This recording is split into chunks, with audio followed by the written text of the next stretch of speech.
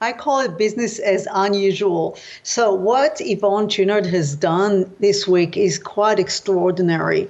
We do have some companies, especially in Northern Europe, that are run by a foundation.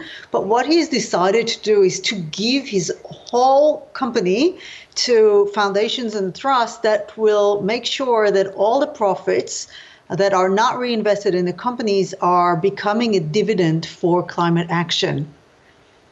I love that. Business unusual. Patagonia will remain a for-profit business. So where will the revenue go under this new structure?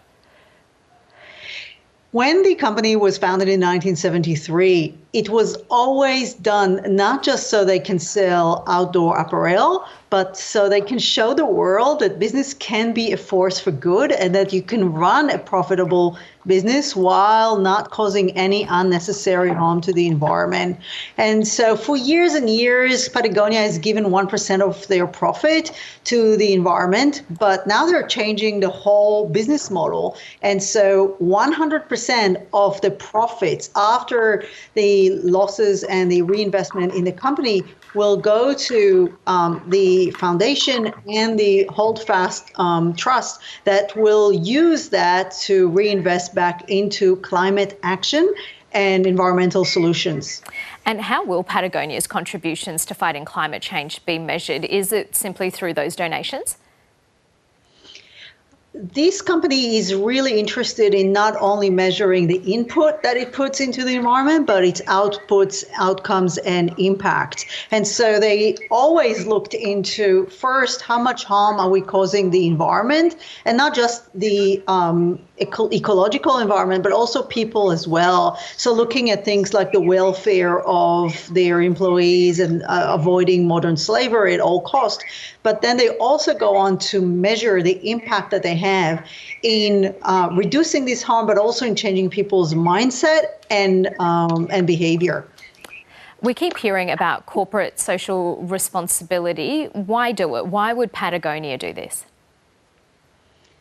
Well, Patagonia is quite unique in the landscape of corporations. It was always there to save the planet. This is their purpose statement. But many companies now come on board for several reasons. One, they understand that their stakeholders, including a lot of young consumers, they want to see companies that are more committed to their future. Because if we don't have a sustainable planet in 50 years, it's their future that's going to be affected. And a lot of young consumers want to buy from companies that are good for the world and good for their consumers as well. In addition, they know that this really enhanced the reputation of the company. One funny story is that a few years ago, Yvonne Chouinard came up with this ad in the New York Times on Black Friday, and it says, "Don't buy this jacket." And in that ad, they actually told people, stop with this overconsumption. Let's shift from consuming so much to repairing, reusing, and reducing. And Yvonne Chouinard says, I'm really annoyed because the more I tell people not to buy my products, the more that they do. And so they can see that why this would really enhance the reputation and the attraction of the company to different stakeholders, but it could also raise a different model of doing business in the world.